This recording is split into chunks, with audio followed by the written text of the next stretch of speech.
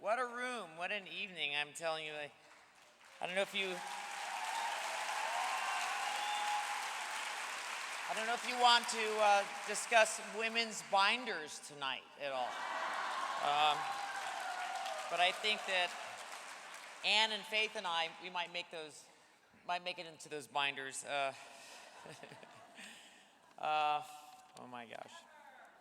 I'm so lucky. I really do love, what I do.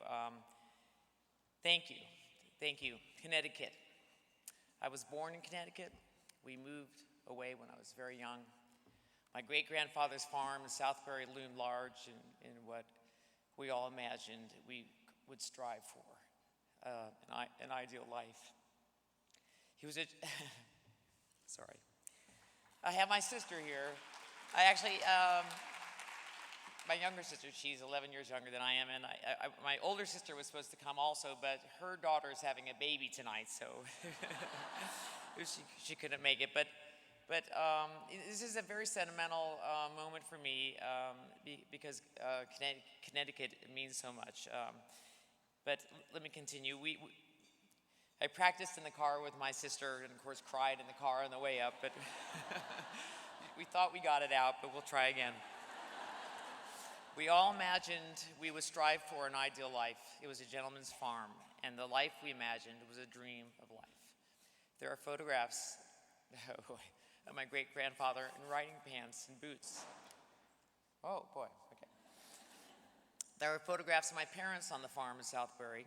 They were young and in love, and in one of the pictures, they are kissing. There are 8mm movies of my mom and dad playing with a baby, my oldest sister, Susan. She's with her daughter tonight having a baby, sitting on a dam next to the swimming hole, and my mother is in pigtails. In another photograph, my father is in his Army uniform. He's leaving for the war. My father's posing for my mother's posing for my father. And I remember the drive to my grandmother's house on Elizabeth Street in Waterbury. The house was on a hill. You had to walk up a long series of steps. It seemed to be a big house to a small child. A vegetable garden took up the entire small lot in the back. We were allowed to walk to the corner store by ourselves to get candy. In the early 70s, when I was working at Rolling Stone, if I had an assignment on the East Coast, I would make that drive to visit my grandmother. The drive to Waterbury back then took you on long country roads. There was always a boiled chicken in a pot on the stove. I admired her ability to take care of herself. She was tall. In my grandparents' wedding picture, she is a head taller than my grandfather. Anne and Faith continue to break ground going forward. The still photograph can be used as a source of note-taking. I went back in time with my project pilgrimage, examined lives that came before me of people I admired and were gone. Eleanor Roosevelt led me to Marian Anderson, who's also a fellow Hall of Famer. So Marian Anderson grew up in Philadelphia, but she built a life on a farm outside of Danbury with her husband. They raised sheep and cows and chickens, and it was a refuge from her life on tour as a concert singer. She rehearsed and even made some recordings in the studio. She said, "My studio is removed from the house. A brook runs by it.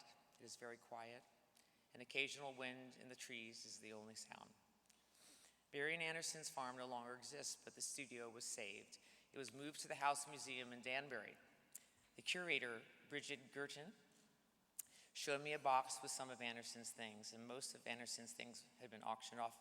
But this box had been in someone's attic for years. And we looked through it, and I pulled out a gold dress with a red velour panel that cut through the long, swirling skirt like a scar. There were sweat marks where the sleeves met the bodice. This is one of the dresses that Anderson performed in, and you could tell that it was well used. And I photographed it spread out on the studio floor. I'm so proud to accept this award. My mother and father, when they left Connecticut, they struck out to find and build their own life. I can't say we ever had a traditional home again, but that didn't matter. We are living the dreams now that our parents gave us.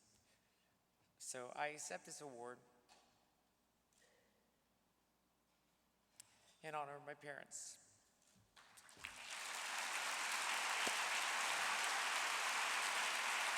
And to my brothers and my sisters, who are my best friends, and I cry all the time, so this is not like, this is pretty normal. And to Rachel and Bernard Leibovitz, my grandparents, who came across the ocean from Romania looking for a new life. Thank you very much.